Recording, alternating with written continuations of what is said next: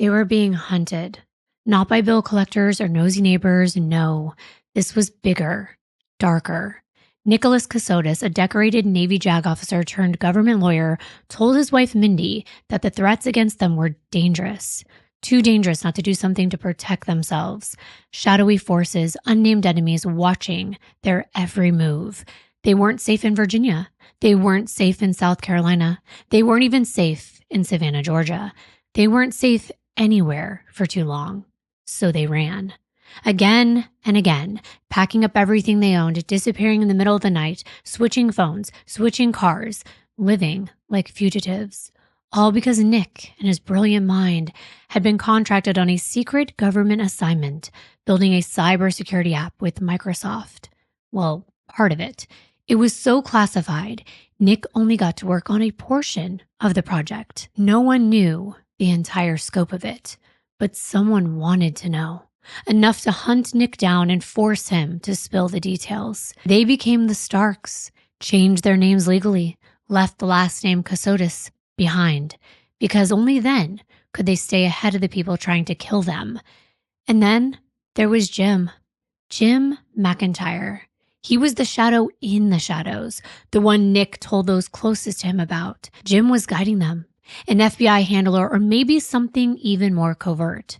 Jim was the reason Mindy had to keep her social circle so small, the reason she only messaged her closest friends through the Signal app, encrypted and untraceable. The reason that they lived less than a mile from someone that Mindy loved in Georgia, one of her best friends, and still she couldn't tell her where she was. Jim's instructions were strict. Trust no one. Stay inside.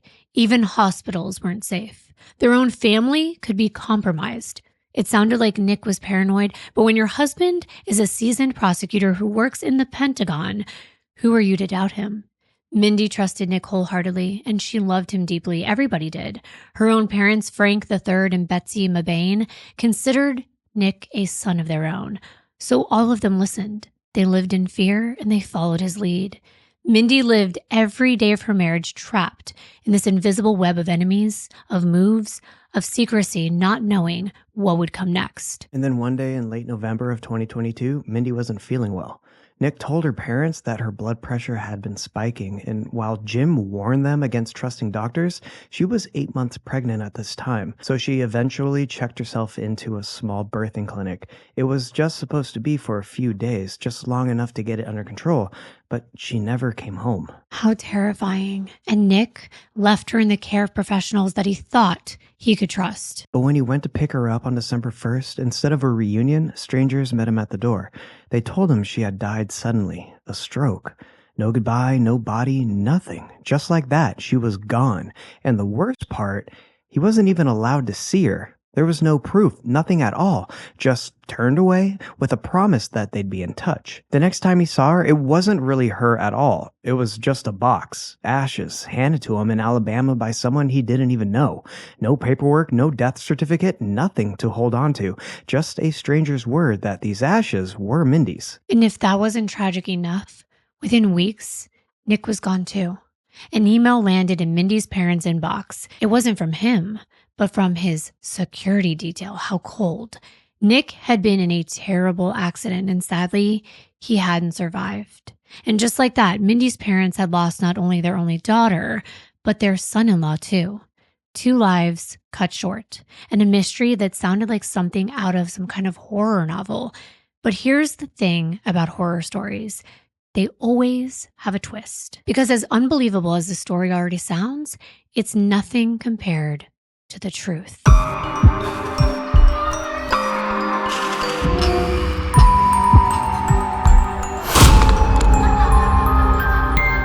Hi, everyone. Welcome to episode 57 of the Darklivity podcast. I'm your host, Kimbyrleigha, and I'm here with my co-host, my best friend, and my number one, my husband, Jonathan.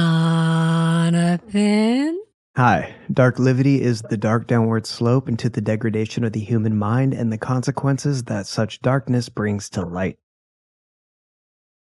Before we jump in, we want to thank our sponsor for today, June's Journey. It's perfect. It combines a thrilling murder mystery story and using your attention to detail to uncover hidden clues. It's a hidden object mystery game where you act like a detective, and it's free to download on Android and iOS mobile devices and your PC. The captivating story is set in the 1920s. You play a character named June Parker. She's on a mission to uncover all the clues surrounding the murder of her sister Claire and Claire's husband. You're using your memory skills to uncover objects that help provide clues and evidence that relate to the murder mystery and other objects that reveal secrets surrounding June's family. And as you discover more and more things, you keep getting further and further into the story and into the mystery and drama. There's also special events that you can do for more in-game prizes. You can play by yourself, but you can also join a club and take part in special competitions. And of course, I'm always sharpening my skills to compete with Jon all the time. So the better and quicker you are at identifying, remembering, and piecing things together,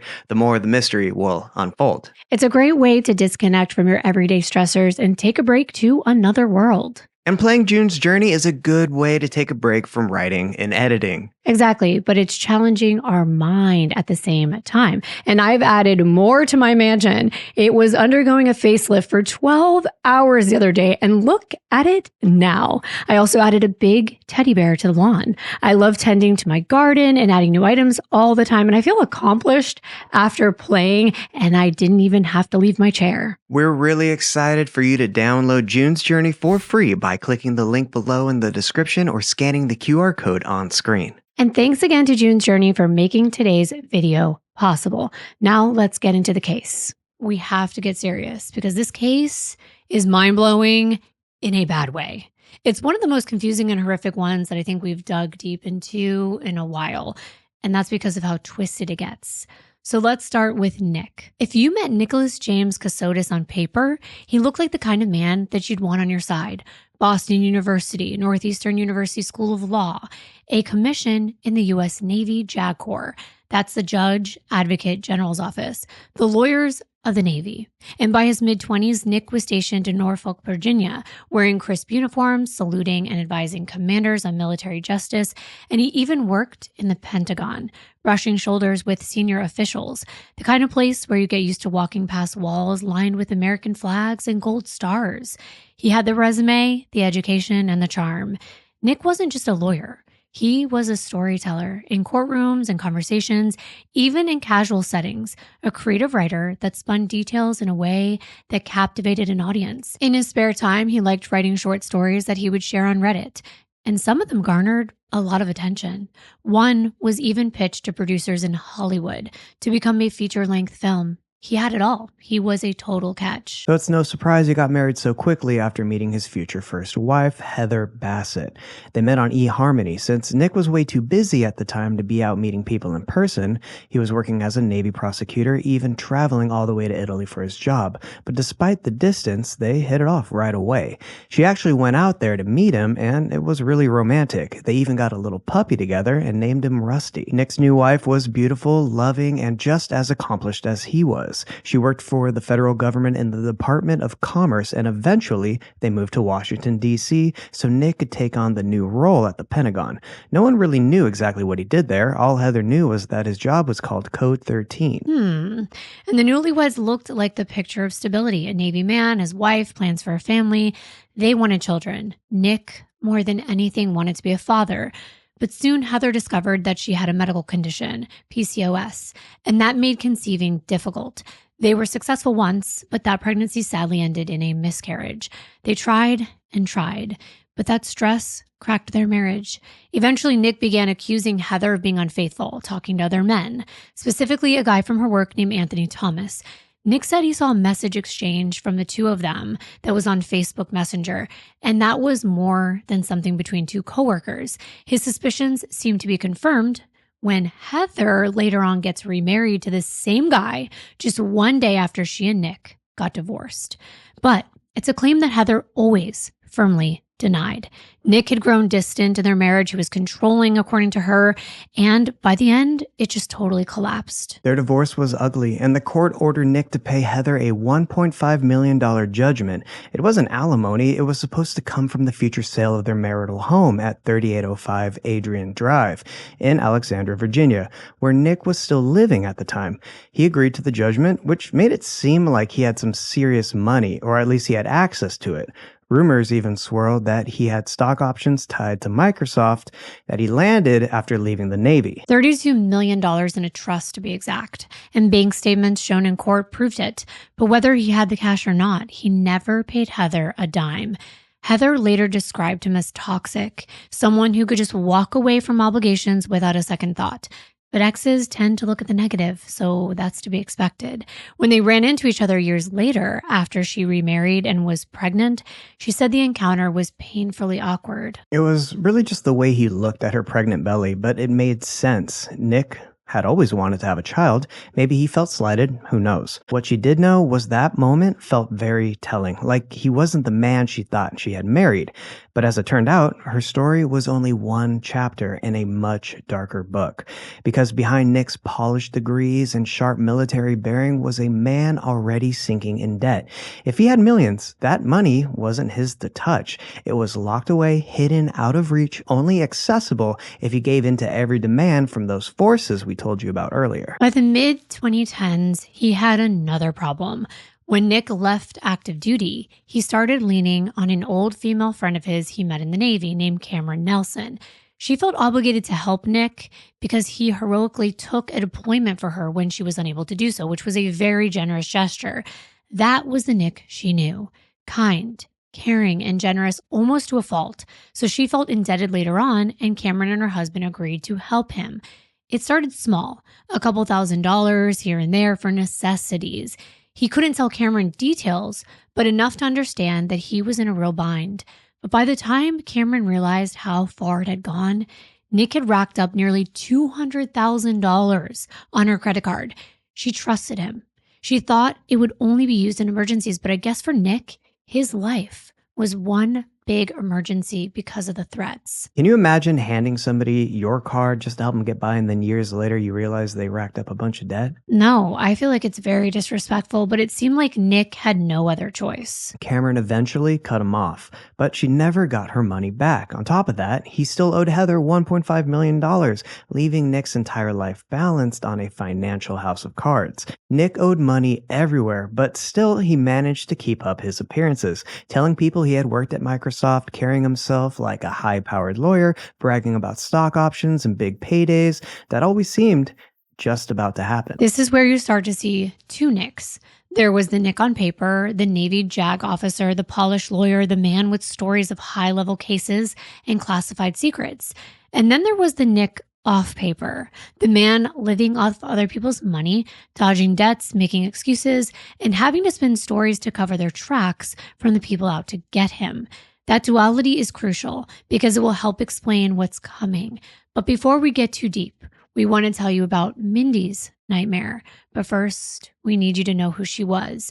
Because to understand the tragedy of this entire story, you need to know the woman who trusted Nick, the woman who believed in him so much it cost her everything. Before she was pulled into something unthinkable, Mindy Mebane was her own person. She grew up in Louisiana, in that kind of southern town where people never forget you, even after years go by. Her classmates remembered her as a kind and creative person, someone who truly cared about others.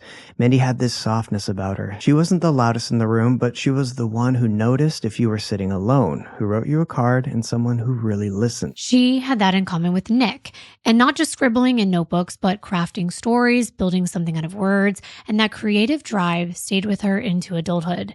She earned a Bachelor of Arts degree at Armstrong State University in Georgia and went on to get a master's degree in public and international affairs at Virginia Tech. That is no small accomplishment. She had the brains, the discipline, and the vision to turn her ideas into something real. She also had an entrepreneurial streak. She started a small business, dipped her toes into projects that let her use both her creativity and her education. Mindy wasn't just someone who coasted through life. She wanted to contribute, she wanted to create and connect. Like Nick, she stayed busy, working at a law firm and spending time with her family. She was the oldest of three, first Mindy, then her brother Frank, the fourth, who became a police officer, and finally their youngest brother Matthew, the family's baseball star. Matthew was the surprise baby, born about 20 years after Frank. Their parents, Betsy and Frank III, were wonderful people. Frank was a pastor, and her mom worked over 3 decades at a law firm. They were an ordinary American family. And then came Nick Casotis. Mindy met him on a dating site just like he met his first wife, and they connected quickly. Soon they had fallen in love and were inseparable. Nick, with his Navy background and his sharp legal career, looked like a solid, stable partner. He had the polished confidence about him, the ability to make you feel like he had it all figured out.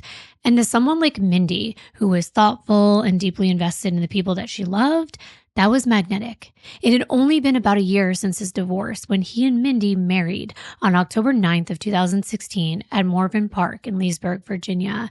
It was an elegant, carefully planned ceremony, the kind of wedding where the local paper actually ran a full announcement, highlighting both of their achievements. They looked like a power couple stepping into a bright future. After their honeymoon in Sonoma, California, they moved into a home in Alexandria, Virginia. And from the outside, it seemed like a happy marriage built on shared ambition and adventure. And for a while, that's exactly what it was. They traveled together, made plans for the future, and created memories like any newlyweds would. But gradually, things began to shift, not in a dramatic way at first, just small whispers of change. Nick had left active duty in the Navy, and that's really when a lot of his financial trouble started. That transition into civilian life wasn't smooth for him. And during that time, he began leaning on friends for help, just until he could get back on his feet. At least that was the idea before his deal with Microsoft came through. He always had an explanation, though. Big projects in the works, investments coming through, paydays right around the corner. The money just was tied up at the time, but he couldn't reveal why. Of course, those closest to him knew why. Betsy and Frank, Mindy's parents, were sucked into the chaos of him and Mindy having to be in hiding. And if you were close to Nick, he had a way of talking that made everything sound reasonable. He was smart, articulate, and confident. It wasn't hard to believe him. Everyone wanted to help, even if the details were a bit spotty. The life they had built together slowly began to revolve less around love and more around secrecy, control, and the trouble Nick was in. And by extension, Mindy was in trouble too. After Nick came into Mindy's world, it would never be the same. She and Nick were moving constantly. They talked about security measures, about never staying in one place too long. It wasn't the usual, oh, we're looking for a better rental. It was more panicked, like, we need to get out of here now. And what's so haunting here is that Mindy wasn't naive. She was educated, thoughtful, and worldly, but she loved her husband and she trusted him. And trust, when given to the wrong person, can become a cage. She barely left the house. She messaged her best friend Morgan only through the Signal app, promising that they'd meet up once again when things were safe. And later, Morgan would find out, with heartbreak, that Mindy had been living less than a mile away the whole time. Less than a mile. And still, Nick's dangerous world kept them apart. Even Mindy's parents wouldn't even know where they were. And it just kept getting worse. Mindy and her family could only communicate through the Signal app since it deletes messages after they're sent and they can't be traced. If it wasn't that, then it was emails coming from Nick's security detail at Apis Limited. It's chilling to think that choosing the wrong person can tilt your entire existence on its axis, and soon Mindy would be gone. The way they had to live was like living in a bunker no matter where they were. And later, they actually moved into Mindy's brother Frank's house with his wife and their small daughter in Hilton Head, South Carolina. This was at the end of 2021. Now, Mindy's parents moved in too. They all lived in fear, and it started small with Nick explaining that he had to have security detail follow him around due to his Microsoft project in cybersecurity. He'd be in the living room, sitting on the couch with his laptop, typing away all day long. But no one was allowed to look at the screen. It was top secret. No one wanted to put themselves in any more danger. When they initially moved in, the world was already chaotic because of the pandemic, and Nick and Mindy's lifestyle was a little too much for Frank and his wife. By the next year in 2022, they wanted to put their house on the market, so Frank basically told his sister, listen, I love you, I care about you, but you gotta go. But Nick wouldn't budge. He said he had to wait for APIS security personnel to give him the go-ahead. Eventually, Frank, who we mentioned was a cop, filed eviction papers, hoping that Nick's security detail would finally have no choice but to move them somewhere else. And in the meantime, Mindy's mom, Betsy, stepped in and rented a hotel room for Nick and Mindy down in Savannah, Georgia. That way, it wasn't under Nick's name and it wasn't in the same city that they'd been staying in. It felt safer that way. For weeks, they stayed under the radar, but the threats never really went away, and Betsy couldn't afford to keep helping them. And by then, Mindy wasn't working anymore. She had been employed at a nonprofit, but it became too dangerous for her to go back and forth. They didn't even have a car, and Mindy was terrified to leave the house. And just like that, Nick's security detail had them move again. They put Nick, Mindy, and her parents up in a house on 65th Street in Savannah, Georgia. It might have looked cozy, but it was far from it. All of them had to get permission to leave the house or come back. Though Betsy was working at a law firm downtown and Mindy's father was retired, if they left, there were times they would be told by Nick's security detail that they had to stay away until it was safe. It was an everyday occurrence between noon and 3. No cars were allowed to be seen in that driveway, and Frank, who I said wasn't working, still had to be out of the house during those times. It was too risky to go in and out. So he basically had to drive around town for 3 whole hours or just go sit at a coffee shop, anything to stay under the radar. By the middle of 2022, things were boiling over inside this household. But on the surface, it finally looked like there was good news. Mindy was telling her family and friends that she was pregnant, and by the fall, everybody was told that she was nearly 8 months along. Her parents were overjoyed, already picturing what it would be like to welcome Mindy's first child into the world. Her due date was January 8th, 2023. A little girl, exactly what Nick had always wanted. Mindy's best friend, Angela, the one who stood by her side as matron of honor on her wedding day, said she couldn't wait to meet the baby. Nick was telling everyone. He shared the news with colleagues, slipping into conversations like it was a bright spot in their dark, paranoid lives. A baby, a future, a new reason to keep going. But behind closed doors, the paranoia was as thick as ever. They were still running, still convinced that Jim's warnings were life or death, still hunkered down in that Savannah home, treating safety like it was more important than freedom. Mindy clung to the hope of stability. The baby would change everything, right? Once the baby was here, maybe they could stop running. Maybe they could settle down. She even told her best friend she was ready to come home, meaning finally wanting to live a normal life. And she had that hope that it was right around the corner. But they weren't even safe from Nick's own family, or who he thought was his family. Yeah, they had to live in fear of his own father, Wayne Casotis, because apparently Wayne wasn't even biologically related to Nick. They even had to set up cameras because Wayne had hired private investigators to figure out where Nick was living. He and his brother actually came to the house, walked right up the driveway, and no one knew what they wanted. Betsy kept watch on the roads every day, looking out for a car that matched the description that Nick had given her, making sure his so-called uncle and father wouldn't come back and hurt them. Right, and after this, Nick and Mindy decided to change their names. Nick said he found out he was actually the child of diplomats. He was kidnapped and then given up for adoption. All the while, he grew up thinking that the people raising him were his biological parents. But now he knew the truth, and he tracked down his lineage and changed his last name to Stark, his real biological last name. He had to change his birthday too when he found out that even that had been a lie. And I was thinking, wow, it's so crazy. It never ends. It was like every time it seemed like they were a little bit ahead, they would have to take 2 steps back again. And as you can imagine, Nick was restless. And he was always glued to his laptop, feverishly typing away, chasing the promise of those millions supposedly held in a trust for him.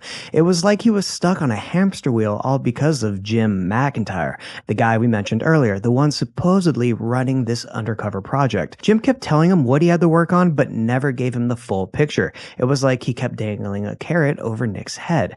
The money would trickle in, just enough for him and Mindy to scrape by in each new place. Jim would boast about new opportunities waiting around the corner in other states, Delaware, Missouri, Pennsylvania, and he always made it sound convincing, like Every move wasn't just about threats, but about business. But that Thanksgiving, things turned deadly. Nick and Mindy were still living with her parents in that home in Savannah, Georgia on 65th Street. Mindy's younger brother Matthew had an opportunity to go work out in Hilton Head with one of his friends frying up hundreds of turkeys for Thanksgiving for Kenny B's restaurant. So Betsy and Frank decided to make this a family trip. But at that point, of course, Nick and Mindy had to stay behind. Not only because they were always on the run, but because Mindy had been on bed rest for the last month or so. Her blood pressure had spiked on numerous occasions and things were not looking good. The pregnancy had seemingly taken a major toll on her body. So the day before Thanksgiving, on Wednesday, November 23rd of 2022, Mindy's mom, her dad, and brother headed out of town. They planned to be away until Sunday, November 27th.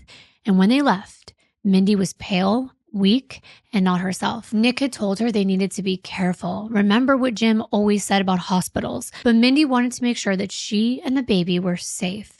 She checked herself into a small private birthing clinic, just a short stay, just to regulate everything.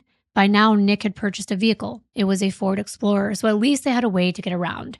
He dropped Mindy off, hearing Jim's words in his head warning him not to trust the medical system, not to go inside, not to risk exposure. And all the while, Nick kept communicating with Mindy and her family through the Signal app. He reassured them with updates saying she'd be home soon, that she was being taken care of, and that the baby was okay.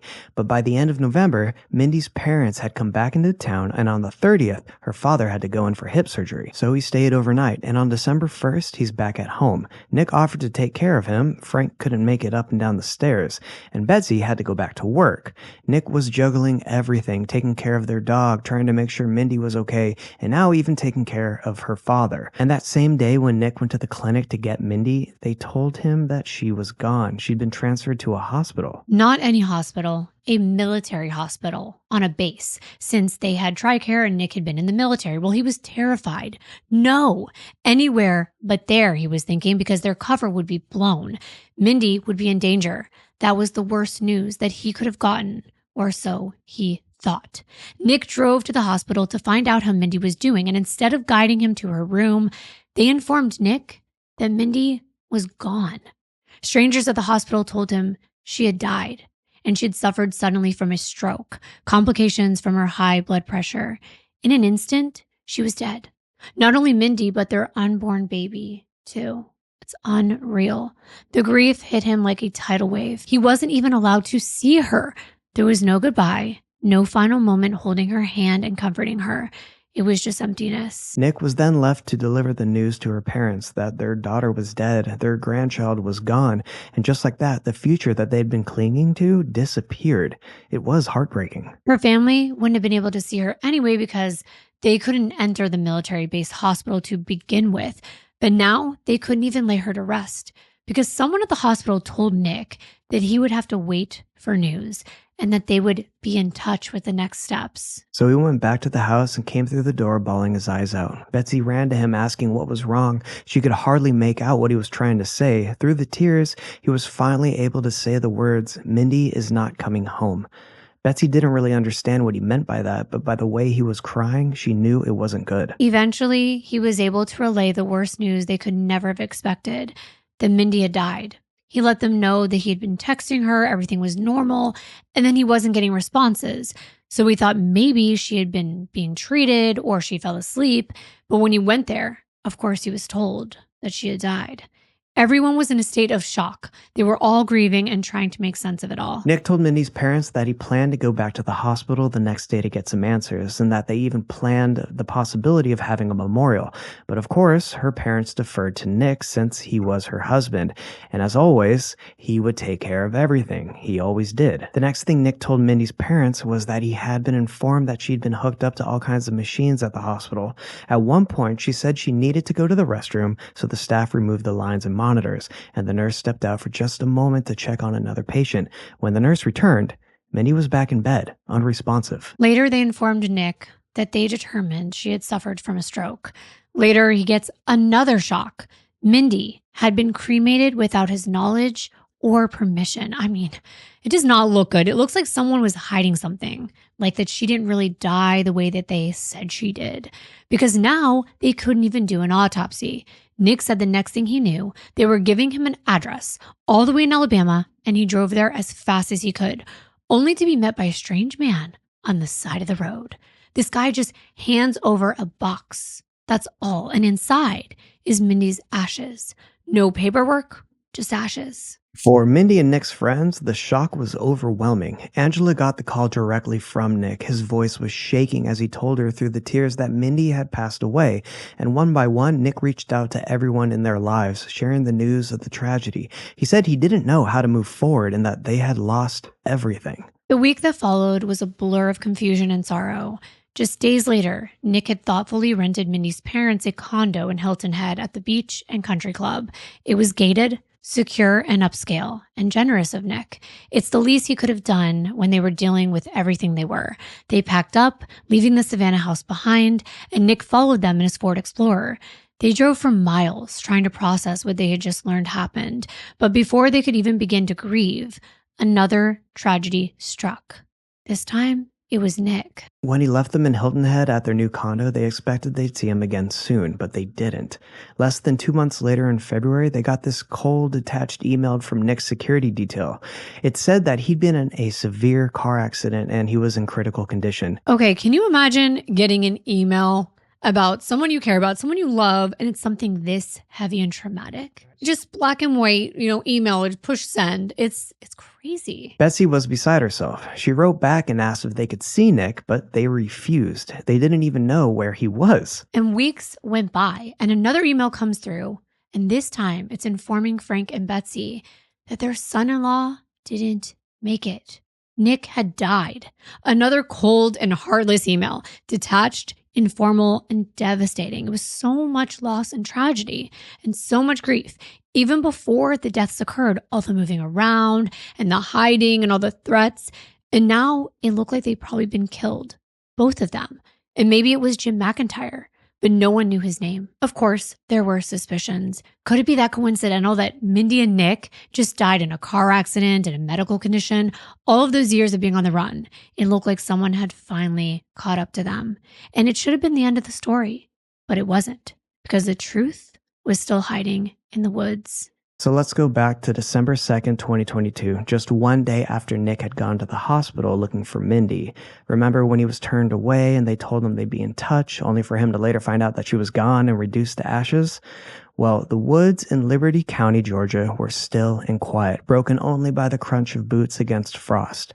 It was the middle of hunting season, and a deer hunter named David Lovett was out early, scanning the brush for any sign of movement. The land stretched wide, a sprawling 15,000-acre hunting club, rugged and untamed, where wild hogs and deer often roamed. He spotted something near a ditch that was filled with muddy water. At first glance, it looked like a hog carcass, which wasn't unusual out there. But when he got closer, he froze. It wasn't a hog. It was a torso, human and headless. David stumbled back, his stomach dropped, and immediately he made the trek back to the clubhouse 2 miles away to report what he had found. And they, of course, immediately called the authorities.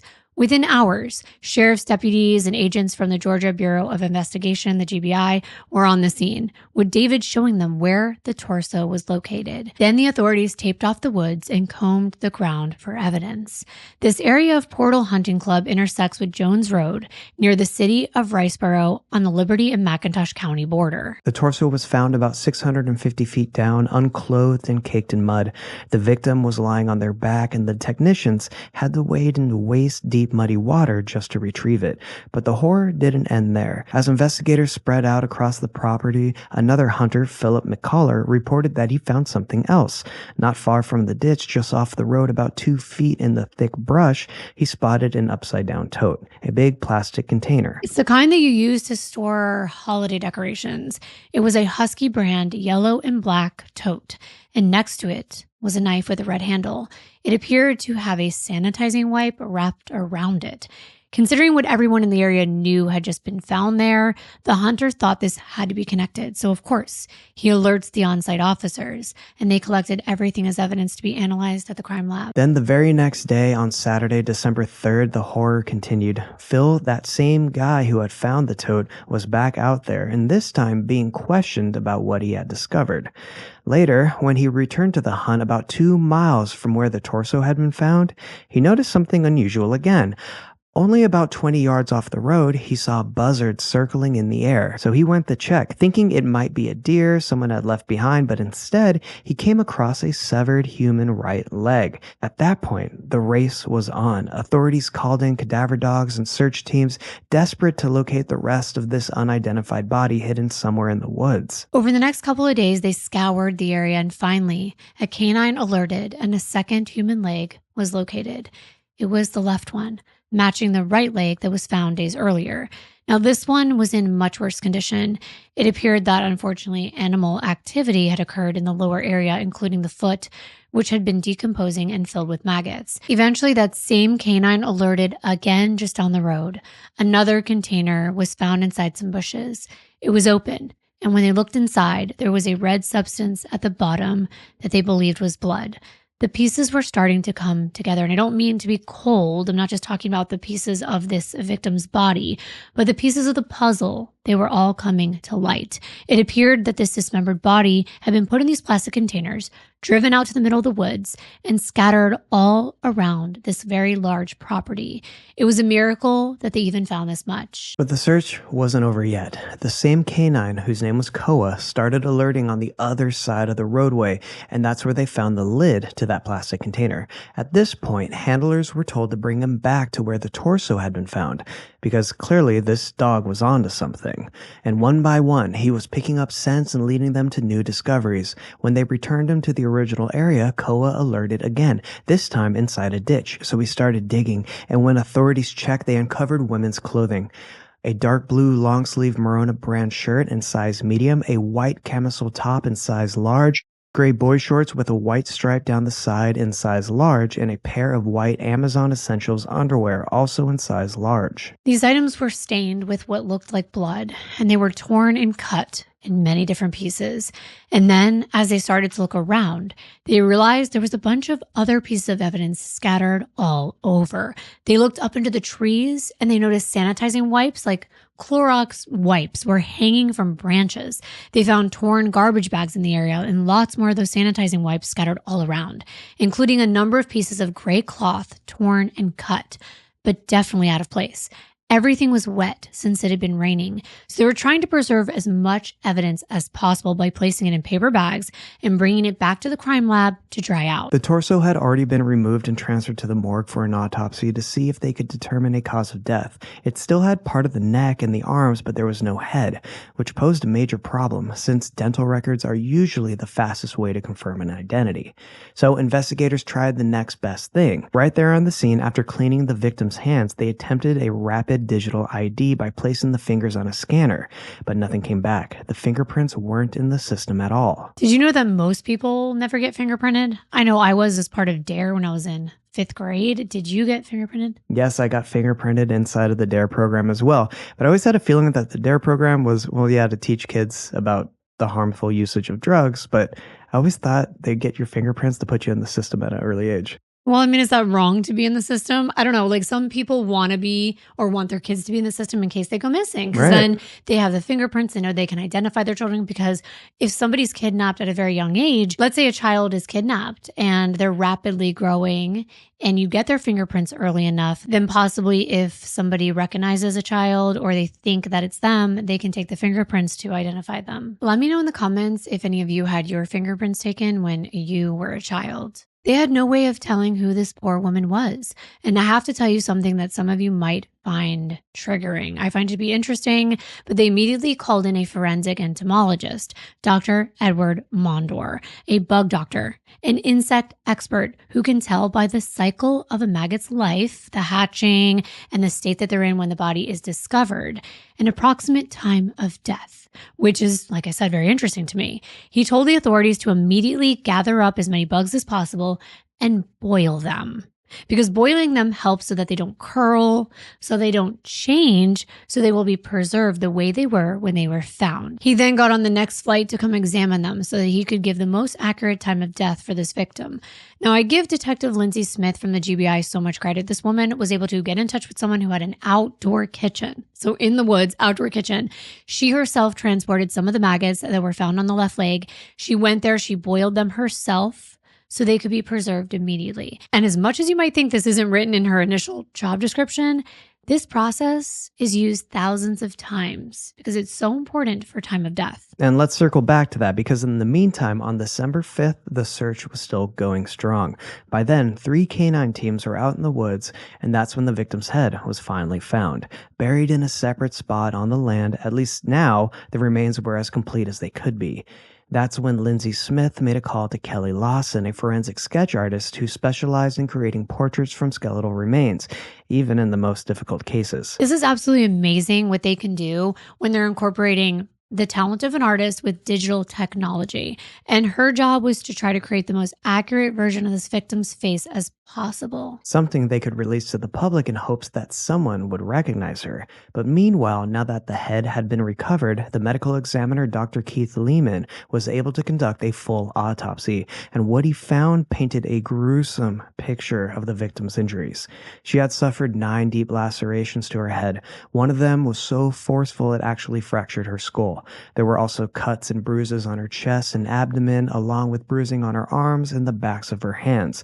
That's a classic sign of defensive wounds, showing that she fought desperately for her life. Dr. Lehman determined that the victim died from homicidal violence due to traumatic injuries, not any type of natural illness, and he ruled the manner of death as homicide. Now, I'm not trying to be funny when I say this, but I think it's kind of obvious that your body doesn't end up cut up in the woods from a natural death. However, it is plausible that something else could have happened. Somebody put the body in the woods. Maybe they're terrified, they're scared. I don't know. They died of something else. And then animals are responsible for scattering the remains. That was not the case here. They know this because they brought in another expert that was well-versed in tool marks. She was able to tell from looking at the bones and the bone fragments what kind of weapon or implement was used to break them, crack them, or take them apart. The legs had been cut through the femur bones, which drained most of the blood from the body. This dismemberment appeared to be done with significant effort, possibly using a power saw. Certain cuts in the bones look like what is known as a false start from a mechanical blade. What was significant about the way that the bones were cut was that there were W's in them, which lined up with teeth of a saw, not like a smooth sword or a sharp knife with no serrated edges. A false start is what investigators call it when someone hesitates or second guesses where to cut, or with what force or angle. Think of someone without hunting or butchering experience. They leave shallow slice marks before finally cutting all the way through. Also, people who self-inflict wounds, we've seen them do false starts because they're scared and they're kind of, I'm not going to do it, I'm going to do it, and then they're going to do it. So we've seen that in other cases. In this case, the bones actually showed signs of being cracked. There were bone spurs where it looked like a saw had been used, and once the bone weakened, it had been snapped off with sheer force. Lauren Satcher from the GBI was the tool mark expert. Remember, they recovered a knife at the scene? It was a Milwaukee brand knife, but this was not a saw. It was small and sharp and straight, and it didn't seem to match up. She explained if you pressed that blade down into something, it would make a V, not a W. So she ruled this knife out as being used to go through the bones. They had not found the weapon used to actually remove the limbs at this point, but a sketch of the victim's face was being painstakingly created. And finally, by December 13th of 2022, the Georgia Bureau of Investigation and the Liberty County Sheriff's Office were seeking the public's help in identifying this victim. The body was described as that of a white female with brown eyes and brown hair, standing around 5 foot 9 inches to 10 inches and weighing around 190 to 200 pounds, and there were no apparent scars or tattoos. The forensic artist's rendering of her face was attached to the press release, which was broadcasted both locally and beyond, in hope that someone would recognize her. They were still waiting on an official time of death, but by this point, investigators announced they believed that the body had been placed in the woods sometime after November 18th. And that was because people had been in that area and they obviously hadn't seen the containers and things like that. So this is how they were narrowing down the timeline until the entomologist had a better estimate. Eventually, he believed that the victim was probably killed on or around November 27th to November 30th and then placed in the woods around the same time frame. GBI kept updating their press releases, and eventually another sketch was released to the public. And this is where things got interesting, when a major lead finally surfaced. This was a better rendering that they put out after because the sketches were getting better. Not only had they adjusted the estimated date of death to around November 27th, but they also revealed that the victim had a single tooth implant in her upper jaw. Along with that updated sketch, that detail made all the difference. Not long after, a call came in. Someone looked at that new sketch and felt their stomach twist. It was Heather Thomas, Nick's first wife. She had remarried, moved on, but when she saw that composite image, something in her said, "That looks like Mindy." Nick's wife, Mindy. She hadn't seen or talked to Nick in years. She had no idea about him being on the run, that fatal car accident, or Mindy being dead. So she picked up the phone and she called the GBI. She told them, "I think I know who this is. Mindy Cassotis." A tip that would change everything. Investigators took the lead very seriously. I mean, look at the comparison. The sketch to Mindy's picture. I can see why Heather called in. They look almost identical. DNA was pulled through the remains and run through advanced genetic genealogy. It took months, but little by little, the web of matches narrowed until investigators landed on the Mabane family in Louisiana. Swabs were collected from Betsy Mabane, Mindy's mother. The results came back in May of 2023, and it was her. The woman dismembered and scattered through the woods was Mindy Cassotis. What was she doing out there all alone? What about her ashes? What about the hospital? Who had done this? The mystery was only growing. And of course, Mindy's family was interviewed, her parents, her brothers. They all knew the trouble that Mindy and Nick had been in, how they were being hunted, how they both feared for their lives. They figured in some evil twist, it had all come true. Someone had killed them. But investigators weren't so sure. Imagine you're hearing everything that you already know about Jim McIntyre. Security detail? The undercover operations. The classified jobs? It just didn't seem realistic. There were no gravestones, no proof that Nick was dead. They gathered the last known details of Nick's whereabouts from Mindy's parents, the home rented at 311 East 65th Street back in Savannah, Georgia, which happened to be the same state where Mindy's body was found. They subpoenaed records from Airbnb since the long-term rental had been in Nick's name, and they also pulled records from T-Mobile, Verizon, and AT&T as well. They also subpoenaed bank accounts tied to Nick because they needed to know what had happened to him. Nick was the through line, that connection between Mindy, her parents, and ultimately her death. But remember that Nick changed his name. That was relayed by Mindy's parents to the GBI agents and the FBI agents because now the FBI was also involved. They were looking for either Nicholas Cassotis or Nick Killian James Stark. Nick's bank records showed that he rented that Airbnb from June 30th, 2022 until December 13th of 2022. So that lined up with him and Mindy's parents moving out. Through those records, they were able to get a 914 area code phone number from T-Mobile that was attached to the Airbnb and also to the bank account. So now it's all making sense. They're getting all of his information. This mobile number was also tied to a purchase of a vehicle, a Ford Explorer, which we told you was the type of vehicle that Nick had purchased. When they ran the VIN, the vehicle did turn up as completely totaled. Not just totaled, burned. So now the FBI gets the vehicle's telematics, which is your car's infotainment system, which includes GPS, among other digital information. I mean, they're doing their homework. They're trying to figure out what exactly happened in this crash. How did Nick die? And when did it happen and where? But before they could piece all that together, they were about to find someone with answers. Somebody new, someone no one had ever heard of before. Her name was Samantha Kolesnik, an award-winning author, artist, and filmmaker from Central Pennsylvania. She's not just any kind of author. She writes horror, gruesome tales of death, murder, and the macabre. She's best known for her books entitled Waif and True Crime. She was about to become a part of a real true crime case when the GBI came calling. Her name came up when they were looking through marriage records. She was married to a man named Nicholas Killian James Stark. Could it be the same one? That's what she was asking once they told her everything that you already know, especially the part about Nick being dead, because Samantha said that her Nick was very much alive. But he had barely survived a horrific car explosion on March 20th, 2023, just 2 months earlier. It happened on the very day that they were supposed to close on their $1 million home. Nick had already put down an earnest deposit of $50,000, and he had just picked up a cashier's check for over $800,000 when his Ford Explorer suddenly and spontaneously combusted. In an instant, he lost everything. His phone, the car's GPS, and that massive check all burned away, but somehow he walked away in one piece with nothing more than just a few singed hairs and charred eyebrows. Ford Explorer? Well, the Nick that they were looking for owned the same type of car, purchased in cash for $46,000 back in June of 2022. Now totaled, according to the VIN. The knock on Samantha's door in Lancaster, Pennsylvania didn't just change her life, it ripped it apart. Of course she was confused. She thought that she married a man named Nick Stark, not Nick Casotis. Her husband, she explained, was a widower, a man who had lost his wife and unborn child years ago, who was finally healing, finally ready to build a new home with her. They were like, keep going. So she explained everything. She said that it started in late September of 2022. Nick reached out through DM on Twitter through his handle, Nick Morfox. Not Casotis, not Stark, a pen name. He was a writer like her, and he DM'd her to let her know he bought 4 of her books and was hoping to have them signed.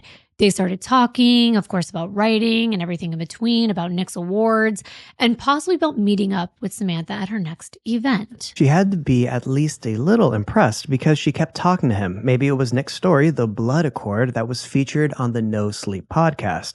Here's an excerpt. A powerful form of protection brings forth ravenous revenge. Awakening an ancient power has its benefits, it seems, as we learned from author Nick Morfox from the tale which was this episode's cold open, The Blood Accord. Or maybe it was his 2 other horror stories that made it onto the same popular podcast. It could have been his short story that he posted on Reddit, where he had quite a fan club, the one that Sony bought the rights to for $300,000, entitled My Mother-in-Law Was Poisoning Me, Then I Found Out Why. It had to be something that drew Samantha in because, as she explained to detectives, she and Nick started off as strangers, but within just a few weeks, he was buying her 4 new tires on her car, a very generous gesture that actually made her feel uncomfortable at first. They hadn't even met yet. She was used to fans giving her attention and little gifts, but this felt different. She casually mentioned to Nick that her car was giving her trouble, and before she knew it, he had towed it to the nearest mechanic, paid for the repairs, and even bought her brand new tires, easily upward around $600 in total. She even asked her friends, is this normal? But of course, Nick had an excuse ready for the over-the-top gesture. First, he apologized for overstepping. Then he explained that he was out of practice with dating after grieving his deceased wife of 2 years. His deceased wife, Mindy. So if you're wondering, yes, it's the same Nick, but Mindy was alive and well at that time. Samantha never even knew Nick's real last name or that he had been married twice before. He presented himself as Nick Stark, a single man rebuilding his life, and she felt genuinely sad for him. She empathized with what he was going through, just a tragic loss, and soon he and Samantha were talking about meeting up. Nick spun elaborate stories to her about his work and his travels. He told her he was working on a big corporate merger that required him to travel frequently between where he was in Georgia to Missouri and Delaware, where his company was going to be setting him up with a new home. Eventually, he took a detour and visited Pennsylvania, where he took Samantha out on a date, and they ended up becoming a couple while he was still actively married to Mindy. But by that time, she was already dead. And by March, Nick and Samantha were married and looking for a new home together, which we told you they found, put a deposit down and everything until that freak explosion happened. If all of this is making your head spin, just imagine what Samantha was thinking. Now her husband was the prime suspect in his second wife Mindy's brutal murder. While Samantha struggled to process this betrayal, Nick was cuffed and led away. He didn't look panicked. He didn't look broken. He looked ready, as if this was just another chapter in his story that he'd been writing all along. When detectives sat him down, Nick didn't hesitate. He immediately launched into his version of events, the same story that he had already told his family and friends and anyone who asked, that Mindy had been sick, her blood pressure had been unstable, She went into a clinic around Thanksgiving, and you know the rest. All that was left were her ashes. He told detectives he hadn't arranged a funeral because he was in shock. He said he didn't know how to explain it to her friends. He cried when he talked about calling Angela, about telling her they lost the baby too. He painted himself as a broken man trying to honor his wife while staying one step ahead of his enemies. Then he added the twist. He hadn't been able to stay ahead. According to Nick, there had been an accident. He said emails about his death weren't lies. They were warnings from his security detail. He claimed he barely survived, but then he had to disappear to protect himself. Every time detectives pushed, he doubled down. They asked him where was the hospital. He wouldn't say because Jim told him not to. Where was the death certificate? He said there wasn't one. Why didn't he report Mindy's death through official channels? He said he couldn't, that Jim had warned him that the government couldn't be trusted. When they pressed about the hunters, about the remains found in the woods, Nick didn't even flinch. He denied everything. He said he didn't kill his wife. He said he could never hurt her. At one point, detectives cut straight through his monologue with the bluntest question of all. They asked him, "What haven't you lied about?" Nick barely flinched. He leaned on his old training, his lawyer habits, and just kept spinning. To the officers in the room, it had to feel surreal. Here's a man whose wife had been found in pieces across Georgia, and instead of breaking down, he was spinning tales about a phantom FBI agent, invisible enemies, ashes handed off in Alabama, and emails from the dead. Nick wasn't confessing. He was performing. It was like one of his own horror stories come to life. He'd always been good at telling stories, but that's all they were. Stories, otherwise known as lies. All lies. He had convinced Mindy. He had convinced her parents. He had convinced friends, coworkers, even Samantha. But everything we told you about the hiding, about the guy named Jim, Microsoft, the undercover operations, it was all fake. It was made up, a ruse. But for what end? Why? That's what investigators were trying to figure out. Was it to kill Mindy all along? Or was it a sick way to act out a story so horrific it wouldn't just win awards, it may push the boundaries of art to a new level? Could this former prosecutor and former defense attorney as well win a murder case, his own case, get acquitted, and then sell his story for millions? Was that his goal all along? To get everyone to believe his version of the truth? But the problem with spinning true stories is that eventually you need proof. And Nick had none. Not a single shred of evidence to back up the tale that he was telling. And for a lawyer, that made no sense. No documents, no paper trail, nothing in writing. How could he possibly convince investigators that he really believed this Jim McIntyre guy was real? He wanted them to believe that after filing a complaint with the FBI, some random guy claiming to be an agent just showed up at his house while Mindy was there, and they trusted him enough to follow every single thing he said, no matter how extreme, with no documentation, no badge, no proof of authority at all. The only proof investigators had was the kind that you couldn't spin away: a body scattered through the woods, plastic totes identical to the ones that Nick owned, receipts for knives and saws in his name, a missing rug, Mindy's blood stains on a futon in a house that he had rented, and 2 hours of silence on a cell phone that belonged to him. The fantasy was unraveling thread by thread. And the trial would be where it all came undone for good. This was the wildest trial I had seen in a while, and I wish I could live stream whole trials. I'm currently watching with Gazella from Grizzly True Crime, but I don't have time to stream all day long. I wish I did, because I would love to do full trials with all of you. That's a dream of mine. But until then, I will recap them in these stories. But let's pause. If you're telling people an FBI agent has been guiding your every move for years, don't you think there would be something to prove it? Like a call log, an email, a business card, a badge number. But when they searched, there was nothing. Not a whisper of Jim anywhere. It's like inventing an imaginary friend and then trying to put them on your actual payroll. Right, like how could you not know? That's the point. Like you would. But he's just like, oh no, we were on Proton Mail. Proton Mail. Isn't that what Chandler Halderson also used? I don't know. I think that I heard that on Grizzly True Crime, but it's like he was saying, oh, well, we talked on the app, the Signal app, so everything was deleted.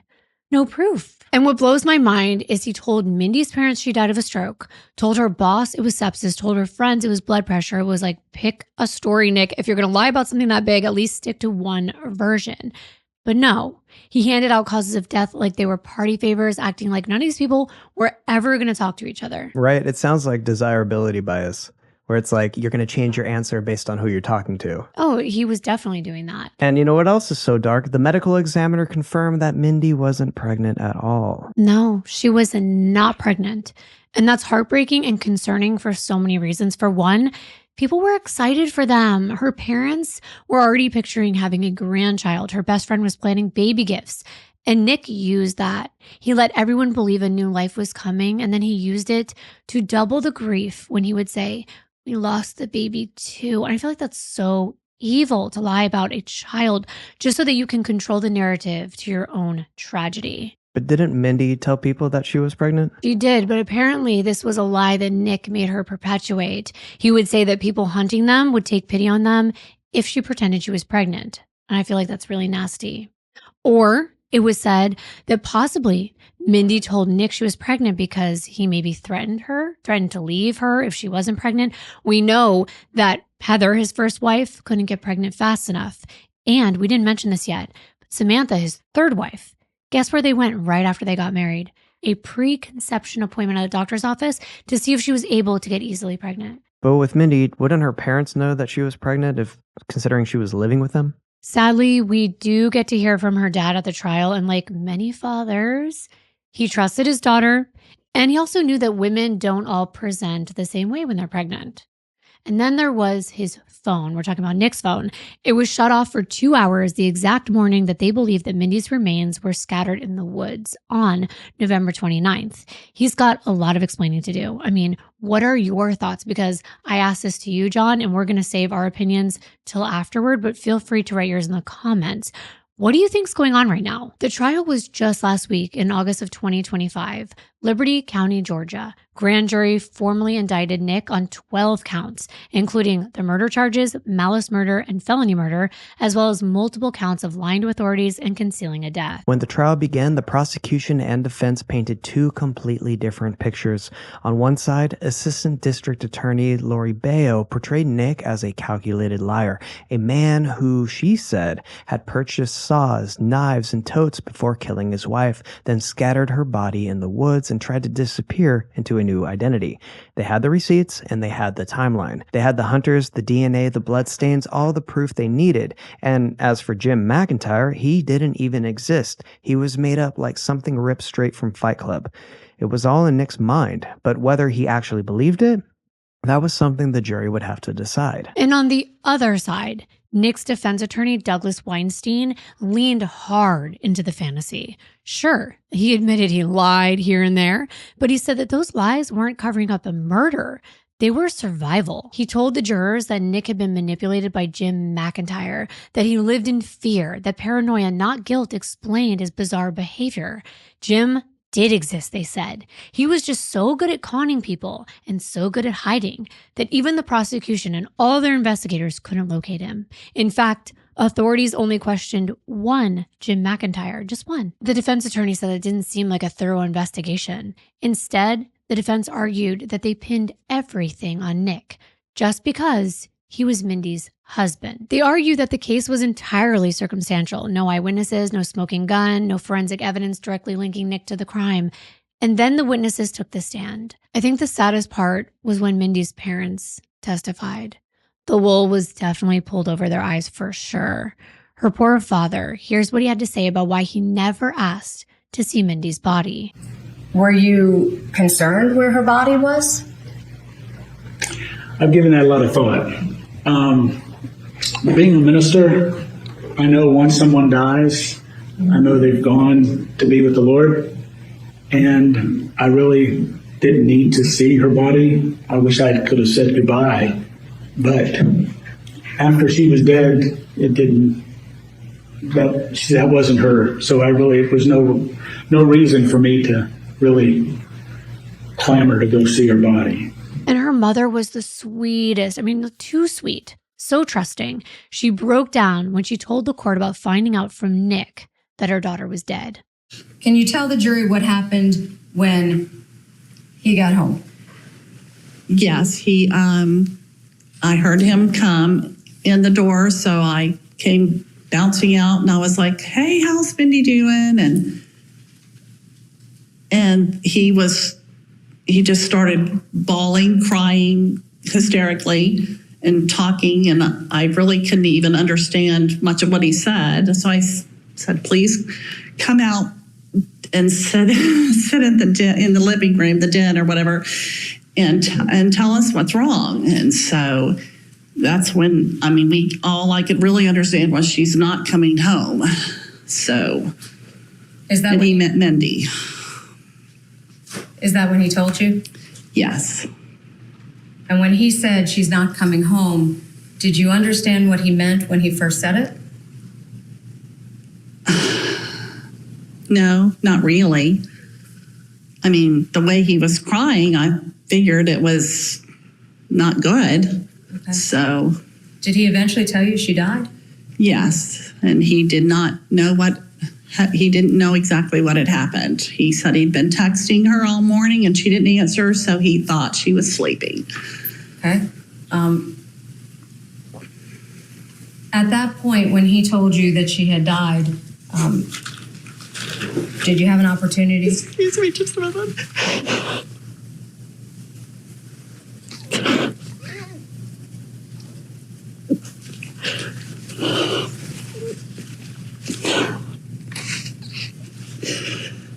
Take your time. I'm sorry. It's okay. Mindy isn't coming home. That was so cold. And all that time, Mindy was in the woods. The betrayal in Betsy's eyes said everything. Betsy, that name, Nick's mother-in-law.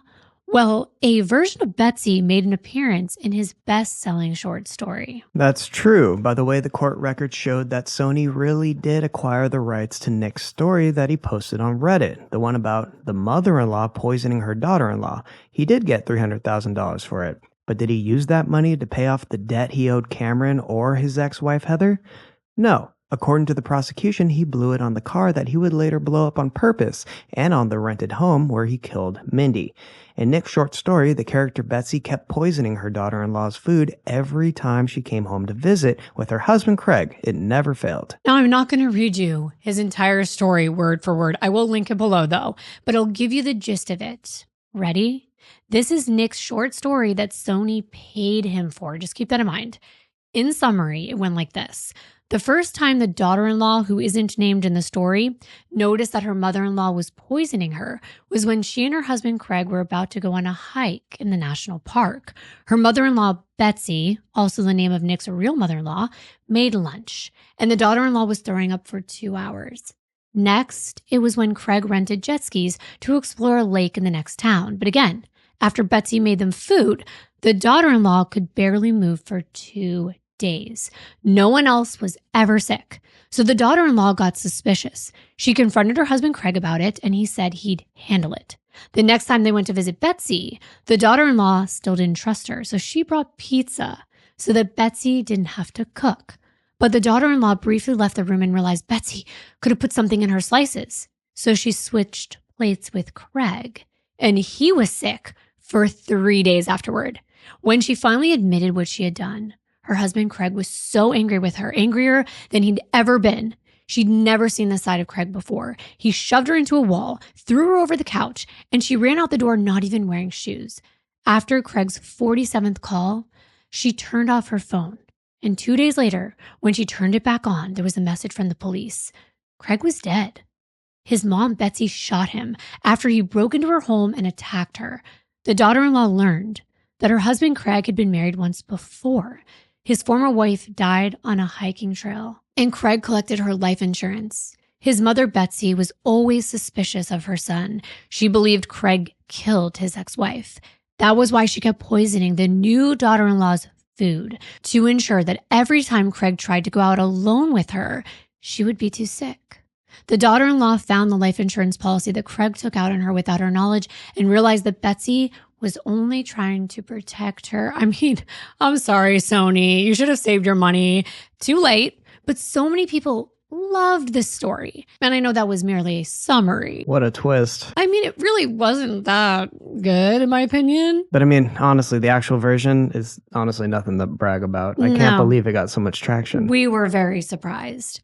So then in the trial, there was Nick's third wife, Samantha, that took the stand. She bravely detailed how Nick deceived and defrauded her so much so she was able to get their marriage annulled, something that is not easy to do in the state of Pennsylvania. In court, Samantha admitted that she was haunted by what could have happened to her, knowing that the man she married was capable of such violence.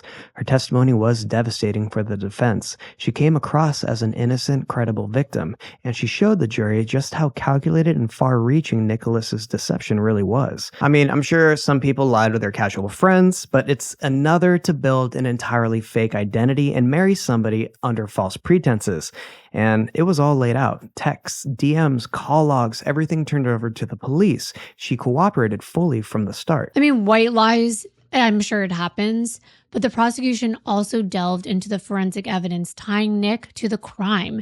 They played Nick's own police interviews for the jury. In a 2-hour recorded statement from May 2023 after his arrest, Nick rambled through his unbelievable tale. Detectives were increasingly skeptical, at times calling his story a web of lies, and then pressing him on the inconsistencies. And in the second interview on May 26th of 2023, Nick remained steadfast in his denials, and he insisted, "I did not hurt my wife," and he volunteered to take a polygraph. Now, this was something that the jury wasn't able to hear because they're not admissible in court, but he did say, I'll even take a polygraph test. The detectives confronted him with the evidence, even giving him a possibility of a way out by suggesting that maybe he snapped and stabbed Mindy after finding out she wasn't really pregnant. But Nick denied it. But his responses came off as evasive. By playing these tapes, the prosecution let jurors hear Nick's own lies and gauge his demeanor. They likely heard him sound calm and detailed when giving that false story, which may indicate that the story was well rehearsed. That's what it appeared like. It appeared like he had said this so many times before, and we know he's a storyteller.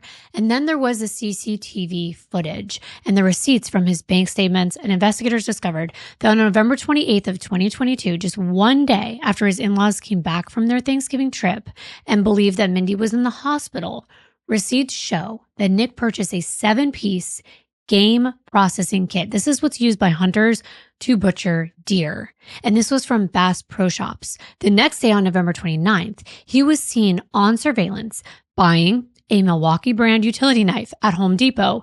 He's got it right underneath his arm on camera. That's the same style knife found at the crime scene near the body. Plus, weeks earlier, on November 4th, he had already purchased a shovel and a hammer, and back in August, he had already stocked up on items like Clorox wipes, latex gloves, and razors. It all suggested he cleaned up and disposed of Mindy's body. Plus, the hammer, we know that she was hit on the head multiple times. And with Mindy's head being buried, well, he didn't have the shovel for that. Investigators also found numerous wet wipes scattered throughout the area, apparently used to wipe away fingerprints and DNA evidence. He was a prosecutor and a defense attorney, so he would know how to get rid of evidence, and it rained too. So much of the blood evidence was mixed with mud and dirt. The defense tried to use the lack of Nick's DNA or the lack of fingerprints at the crime scene as a wedge of doubt. But given the conditions, outdoor crime scene, months of exposure, that was not surprising at all that those things weren't found. So cell phone records later tracked Nick's movements on the morning of November 29th. His car, with his phone connected to its infotainment system, traveled from Savannah to the vicinity of that Home Depot, and then later that morning to a remote area where Mindy's remains would soon be discovered. From about 10:30 a.m. to 12 p.m., Nick's personal cell phone was powered off, creating a very suspicious 2-hour gap in its location data. Darn, he turned off his cell phone, but he forgot that cars have computers in them now. He's dumber than he thinks he is. And he thought he was so smart they could outsmart the police. But the defense had explanations for everything. For example, they argued that Nick turned off his phone for those 2 hours for his own safety because Jim McIntyre told him to. And those bins, he explained they used to use boxes. Like cardboard boxes. Right, but after a while, they would break down, so the plastic containers were sturdier. He didn't even deny that those totes in the woods were his. Well, at least one of them could have been his because he admitted that he took Mindy's belongings out there, like her clothes and things, in totes and left them at a location for someone to pick them up. A location that by no coincidence was on the same road leading to the hunting club where her body was found. What? He said something about he was meeting someone at a house and there's no houses in the area. It made no sense. And back at his rental home in Savannah, Nick tried to erase any trace of what had happened. The landlord later noticed that the living room rug was missing. Nick had removed the original and swapped it out for a cheap imitation before moving out. Investigators suspected that that missing rug had been soaked with blood. When forensic teams processed the house, they only found small traces of blood, a clear sign that a cleanup had taken place. They sprayed Blue Star in the home and saw a significant reaction on a blue futon sofa, which also had visible reddish-brown stains that were confirmed to be Mindy's. This indicated that she had been attacked on or near the futon. But since only a small amount was found there, investigators believe the missing rug likely held much more, pointing to a major cleanup. Well, Nick had an excuse. He said Rusty, the dog, the poor dog, he said threw up all over the rug, and Mindy put it outside in a garbage bag to be washed, but then later they waited too long and it was really set in and it was too nasty to clean, so he had to replace it. And recall all the tools? He told this story about how he was forced to work on the rental home, the one that he was paying close to $5,000 a month for, like the landlords couldn't work on it themselves, because of mosquitoes. He said they had an infestation, so he had to work on the house, hence buying all these tools. Nice story. He always has someone or something to blame everything on. And by the end of the state's case, the portrait of Nick Casotis as a liar and a murderer was firmly in place. The sheer number of witnesses, family, friends, and experts all pointing to his deceit, his motive, and his opportunity for murder built a powerful narrative. But then came the moment everyone had been waiting for. They were about to hear from the man himself. Yes, he took the stand. Of course he did. He had fooled everyone else. Why not do it live, storytelling, right to a captivated audience of 12?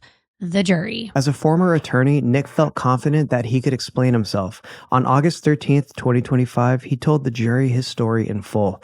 He described a life spent on the run under the direction of the mysterious Jim McIntyre, how he truly believed that his and Mindy's lives were in danger, and he laid out his version of what happened over Thanksgiving in 2022. His testimony was long. He went into every detail, and he always had a way of explaining incriminating evidence.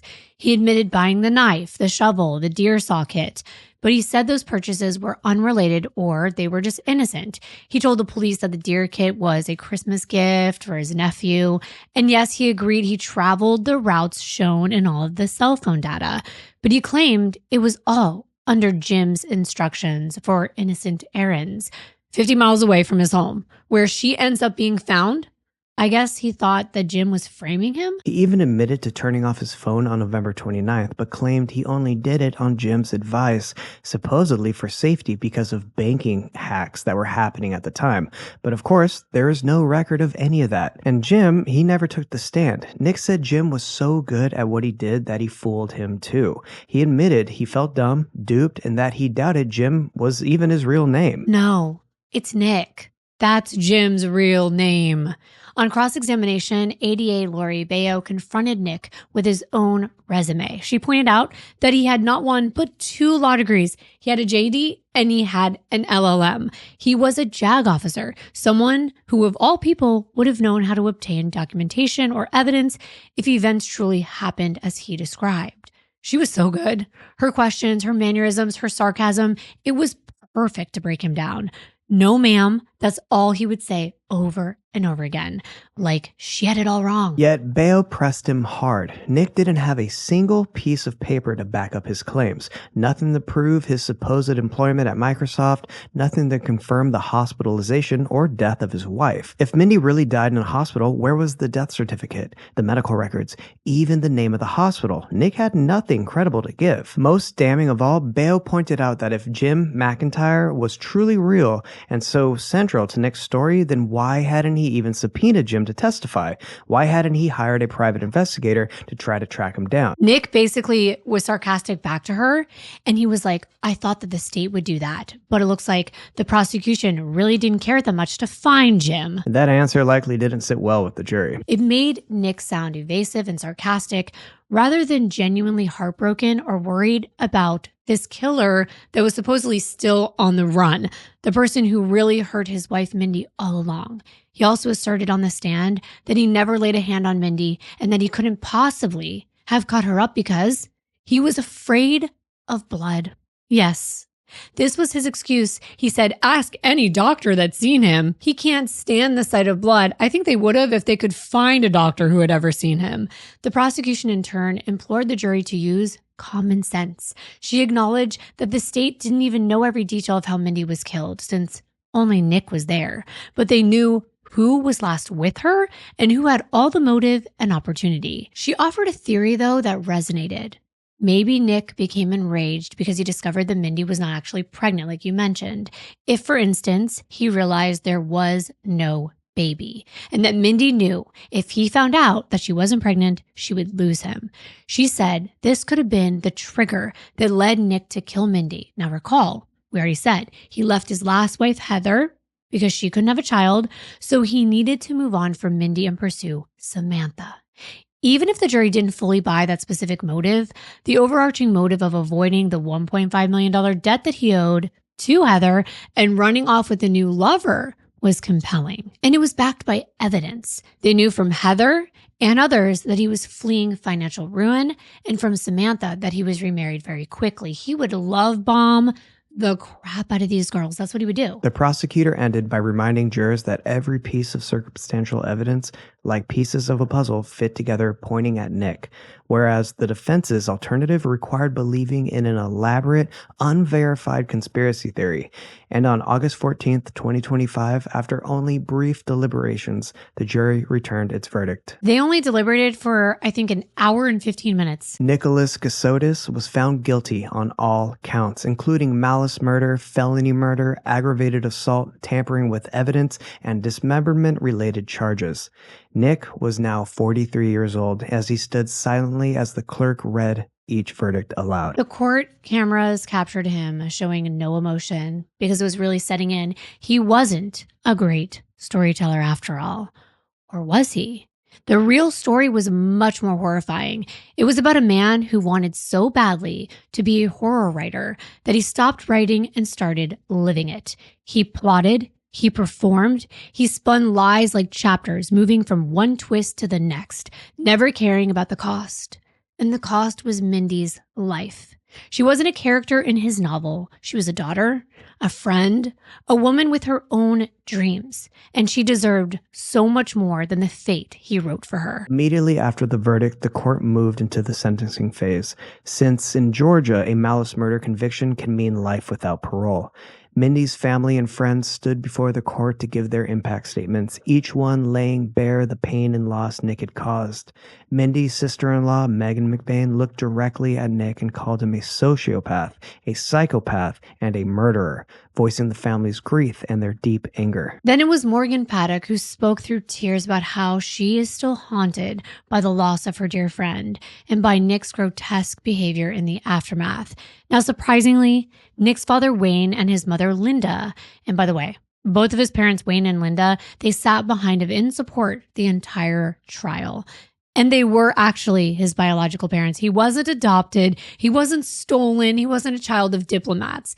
But his parents both addressed the court on their son's behalf. In a heart-wrenching moment, his father described him as a kind and gentle person, insisting that the jury got it wrong. His own mother echoed those same words. She admitted, though, that she had been estranged from him for years, and maybe she said that she never really knew the man that he had become. Many people did notice and called his parents, in deep denial, still seeing him as the little boy they raised rather than this killer that all the evidence showed, which is not uncommon, but it really shocked me. I thought that his parents were going to say, I'm really sorry, we can't believe he did this, but they didn't. And you know what it had me thinking? Just had me thinking, because a part of me was like, what if there was somebody else out there? But here's the thing. Nick didn't even ask about the baby in those interviews. So if this really happened, wouldn't you be distraught? Wouldn't you ask a million questions if this really wasn't your doing? Wouldn't you be like, what happened to the baby? What happened in the woods? He knew. Exactly. He already knew the answers, and the judge was unswayed by Linda and Wayne's plea. Looking directly at Nick, he said, "You desecrated Mindy's body in a vile way. condemning the brutality and the utter lack of respect Nick had shown to his wife, even in death. Then he pronounced the sentence: life in prison without the possibility of parole plus 25 years. It was a ruling that ensured Nick will spend the rest of his life behind bars. I think this was a very confusing case, a lot of twists and turns, a lot of lies, a lot of stories spun, but also a tale of coercive control, of love bombing. The red flags are there. He moves from one relationship to the next. He can't be alone. He's already planning his next wife, his next woman, the next person he's going to try to use for the pregnancy. And then I just started thinking, like, what if he would have had a child? And almost the whole thing where it's like, wasn't meant to be, because look at how he turned out. It's terrifying to think that he lied to so many people who cared about him. The child would have been left without a mother or a father. Or he might not have done anything if the person was pregnant. Right. We don't know that. That's a theory that maybe he just kept saying, nope, this is a bad apple. Or maybe he was just trying to write his own horror story. That's what my theory is. I think he wanted to just bring a story to life in some twisted way. So he had to do all these crazy, because I think he thought, oh, everyone's going to believe me. And I'm a lawyer, so I know the system. I'm not going to leave DNA. I'm not going to leave fingerprints. This is going to be the story of a lifetime. And then I'm going to sell it, because his ex, his third wife, said to the judge, please don't let him sell his stories. She was like adamant that like, he cannot be allowed to profit off of this, because all along, I think she has an inkling that that's what he wanted to do. That he wanted to be this well-known writer because, by the way, all that feverish, he's on his laptop every day. He's writing that story after story. Like there are so many stories on Reddit that I was going through, and they were on podcasts and stuff. People were buying his stories, putting them on their channels. So he was getting recognition. I think he just wanted to raise the bar higher. Right. I can imagine, like methodically putting yourself into a situation so you could write a different type of story, because you're actually living this faux life and convincing the people around you to act a certain way as your characters. And once you're acquitted in the United States, like once you're acquitted, you can say, oh, I did it. And here's, remember O.J. Simpson was like, if I did it, here's how I did it. I don't know if that was the book, but similarly. So I feel like that could have been his reason all along. But in the end, we are so sorry to Mindy's family, all of her friends, everyone that was a victim of Nick. And we're so thankful that you were here today for Mindy's story. And before you go, don't forget to check out our sponsor, June's Journey. You can download it for free by clicking the link below in the description box or scanning the QR code on the screen. And thanks again to June's Journey. And thank you for being here for Mindy's story. We'll see you in our next video. Bye.